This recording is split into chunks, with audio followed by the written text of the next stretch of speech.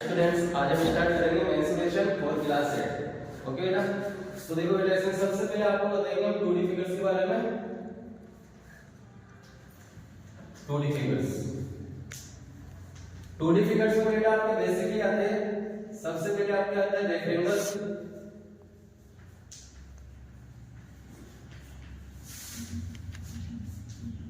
इसके बाद आता है बेटा आपका स्क्वायर, स्क्वायर के बाद में आता है बेटा आपका पैरेलल,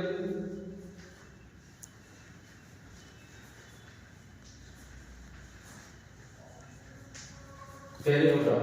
ठीक है बेटा, नेक्स्ट आता है आपके रोम्बस,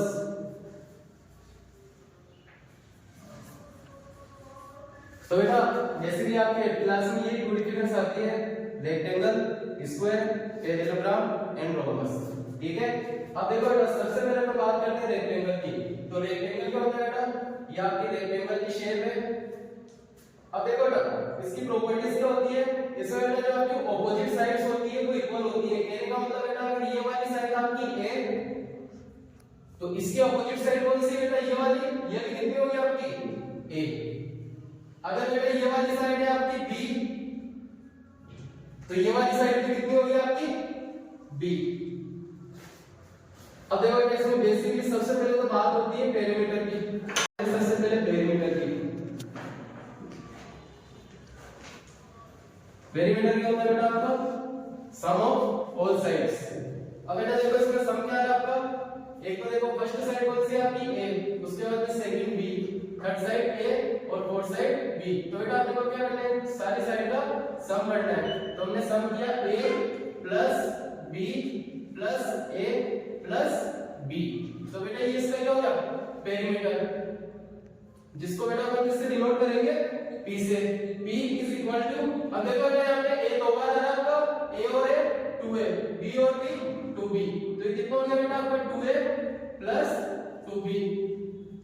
तो बेटा ऐसे 2 कॉमन ले सकते हो, तो ये आपका क्या होगा 2 मल्टीप्लाई a प्लस b। तो बेटा देखो यहाँ पे a आपकी क्या होती है लेंथ और b क्या होती है आपकी ब्रेड्थ। तो 2 इंटू लेंथ प्लस ब्रेड्थ। तो बेटा रेक्टेंगल का पेरीमीटर क्या होता है, 2 इंटू लेंथ प्लस ब्रेड्थ। इसके बाद बेटा अपन बात करते हैं इसके एरिया की।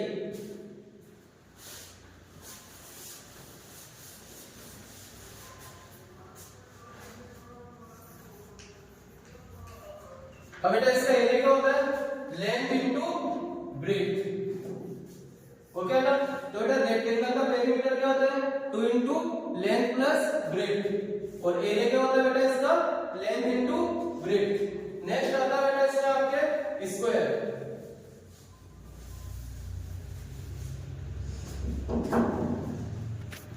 नेक्स्ट बेटा इसमें स्क्वायर। अब बेटा देखो, स्क्वायर में क्या होता है आपकी, ऑल साइड्स आर इक्वल। कहने का मतलब बेटा इसमें चारों की चारों साइड आपकी क्या होती है, इक्वल। जैसे बेटा आपकी ये वाली साइड ए, ये भी ए, ये सारी की सारी ए। तो कहने का मतलब आपका स्क्वायर क्या होता है बेटा, जिसमें लेंथ और ब्रेड्थ इक्वल होती है। ये क्या बेटा, ये आपकी लेंथ, ये ब्रेड्थ। सेम बेटा इसका एरिया क्या होता है, अब देखो बेटा एरिया क्या होता है रेक्टेंगल का, लेंथ इनटू ब्रेड्थ। बेटा यहाँ पे लेंथ कितनी है आपकी a, लेंथ की जगह क्या लिखेंगे अपन, a इनटू ब्रेड्थ। ब्रेड्थ भी कितनी है आपकी a मल्टीप्लाई कितना हो गया बेटा आपका a स्क्वायर। तो बेटा एरिया क्या हो गया इसका, a स्क्वायर। ठीक है, अब बेटा एक चीज बताओ, यहाँ पे a है आपकी साइड, तो इसका एरिया क्या हो जाएगा, साइड का स्क्वायर। तो बेटा आपको डायरेक्ट याद रखना है, स्क्वायर का एरिया क्या होता है, साइड इनटू साइड या साइड का स्क्वायर। नेक्स्ट आता है पेरीमीटर। पेरीमीटर क्या होता है बेटा आपका रेक्टेंगल का, 2 into length plus breadth, 2 into length plus breadth. 2 multiply length, length कितनी बेटा इसकी a, प्लस ब्रेड्थ भी कितनी है आपकी a। अब बेटा a और a मिलकर कितने हो गए यहाँ पे 2a, तो 2 मल्टीप्लाई 2a, तो ये कितना हो गया बेटा, 2 2 या 4 4a। तो बेटा पेरीमीटर, इसका पेरीमीटर कितना होता है स्क्वायर का, 4 इंटू साइड। ये क्या होती है बेटा, आपकी साइड होती है यहाँ पर। ओके, इसके बाद में बेटा हम नेक्स्ट बात करते हैं पैरेललोग्राम की।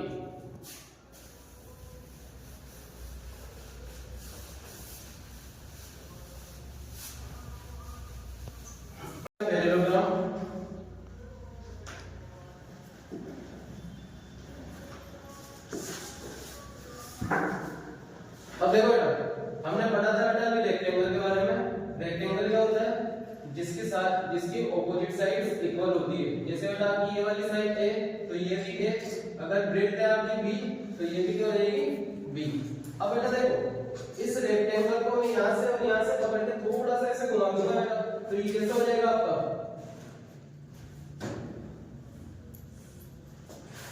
लाइक, ठीक है बेटा, इस तरीके की हो जाएगी इसकी शेप।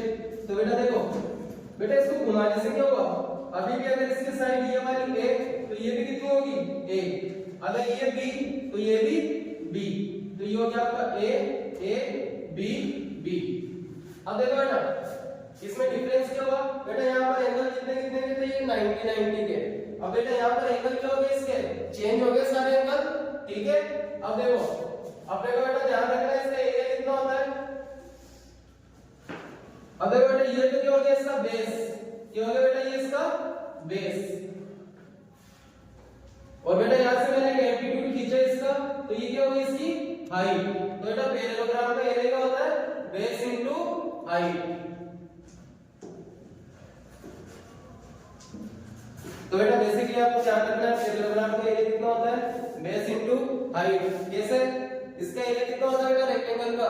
Length into breadth. तो बेटा यहाँ पे ये बेस क्या हो गया? एक तरीके से इसकी लेंथ हो गई, और बेटा ये क्या होगी? इसकी ब्रेड्थ। तो बेटा आप कह सकते हैं इसका एरिया कितना होगा? Base into height. ओके। अब बेटा सेम इसका पेरीमीटर,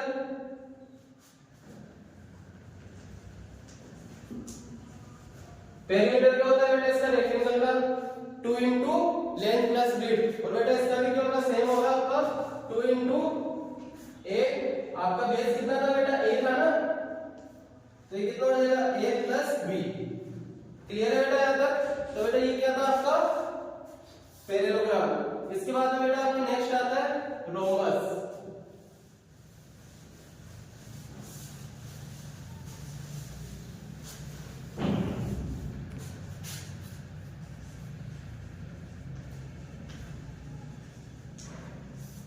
अब देखो बेटा, अभी हमने क्या पढ़ा था? स्क्वायर के बारे में। स्क्वायर में क्या होता है बेटा? आपकी सारी की सारी साइड इक्वल होती है, ठीक है। अब बेटा देखो, स्क्वायर को अगर मैं यहां से और यहां से पकड़ के अगर थोड़ा सा घुमा दूंगा, तो बेटा ये भी कैसा बन जाएगा? पैरेललोग्राम की जैसा हो जाएगा बेटा, सेम। तो बेटा देखो, पैरेललोग्राम और रोमस में क्या डिफरेंस होता है बेटा? रोमस की सारी साइड्स इक्वल होती है। क्यों? क्योंकि बेटा ये किससे बना हुआ है? स्क्वायर से, ठीक है। अगर ये सारी की सारी साइड आपकी ए, तो इसकी भी कितनी हो जाएगी? सारी साइड ए। अब बेटा फिर बात करते हैं इसका एरिया कितना होता है। अभी हमने देखा था बेटा, पैरेललोग्राम का एरिया क्या लिखा था हमने? Base into height.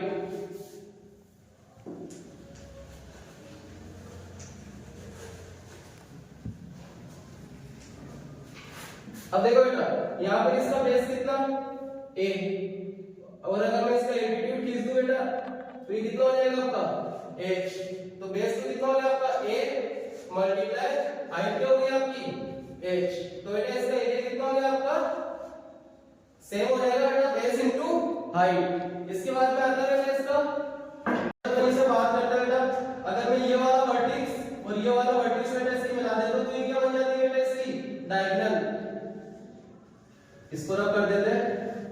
ये तो हो गई बेटा इसकी डायगोनल फर्स्ट, जिसको मैंने क्या नाम दे दिया बेटा? D1। इसी तरह बेटा ये वाली वर्टेक्स और ये वाली वर्टेक्स जब मिला दूंगा, तो ये भी क्या हो जाएगी? डायगोनल। ये डायगोनल कौन सी हो गई? D2। तो बेटा इसका एक फॉर्मूला होता है एरिया निकालने का, जो कि होता है आपका 1/2 मल्टीप्लाई D1 इनटू D2। तो बेटा आपका एरिया निकालने का एक फॉर्मूला क्या होता है? रोमस का हाफ ऑफ डायगोनल्स का प्रोडक्ट। क्लियर है बेटा? तो बेटा ये हो गया आपका ट्रेपेजियम। ट्रेपेजियम की शेप कैसे होती है बेटा आपकी? ये वाली। उल्टी नाम देखना बेटा आपने, ठीक है। नाम को चाहे उल्टी कर लो या सीधी कर लो, वो क्या होती है बेटा? आपकी ट्रेपेजियम। अब बेटा देखो, ट्रेपेजियम की क्या खासियत होती है बेटा? ट्रेपेजियम की एक तो ये वाली साइड और ये वाली साइड, ये दोनों क्या होती है बेटा? आपकी पैरेलल। और बेटा ये वाली जो साइड्स होती है दोनों, ये होती है नॉन पैरेलल। और बेटा इसके बीच में क्या होती है? इसकी हाइट h। ओके। अब बेटा देखो, पैरेलल साइड में एक साइड तो मान लेते हैं इसकी a, सेकंड साइड हम मान लेते हैं इसकी b। तो बेटा इसके एरिया निकालने का फॉर्मूला क्या होता है? Area is equal to parallel sides का सम, यानी पैरेलल साइड्स कौन कौन सी आपकी ए और B, a plus B multiply में h। तो बेटा ये आपका क्या होता है ट्रेपेजियम। ओके बेटा, तो ये होती है आपकी 2D फिगर्स। नेक्स्ट आता है बेटा इसमें आपके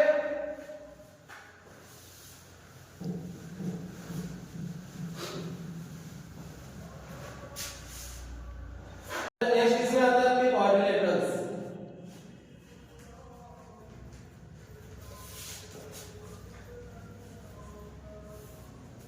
अब देखो बेटा कोऑर्डिनेटर क्या होता है बेटा, जिसकी बेटा आपकी 4 साइड होती है। कितनी साइड होती है बेटा इसमें 4 साइड्स। जैसे बेटा आपकी ये दे रखी है, मान लो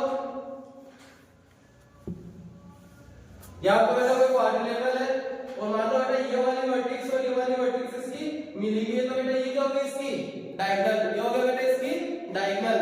और बेटा मान लो इस वाली वर्टेक्स से इस डायगोनल पे एक इसकी एल्टीट्यूड आ रही है h और एक एल्टीट्यूड यहां से है इसकी ये वाली हाइट। और मान लो बेटा ये वाली हाइट हमको दे रखी है h1 और मान लो ये दे रखी है h2।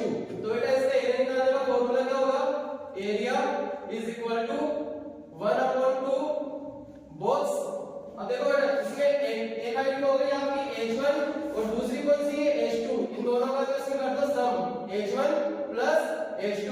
और बेटा दोनों की दोनों हाइट किसके ऊपर आ रही है बेटा, ये वाली भी इस डायगोनल पे आ रही है और ये वाली हाइट भी इस डायगोनल पे आ रही है। तो बेटा इसको हम मान लेते हैं डायगोनल को d। तो बेटा मल्टीप्लाई में क्या हो जाएगा आपका d। तो बेटा कोऑर्डिनेटर पे एरिया निकालने का फार्मूला क्या होगा, half into sum of both altitudes यानी h1 प्लस h2 मल्टीप्लाई में इसकी क्या आएगी बेटा ये डायगोनल। ओके बेटा, तो बेटा ये आपकी थी यहाँ पे फिगर्स। इसके बाद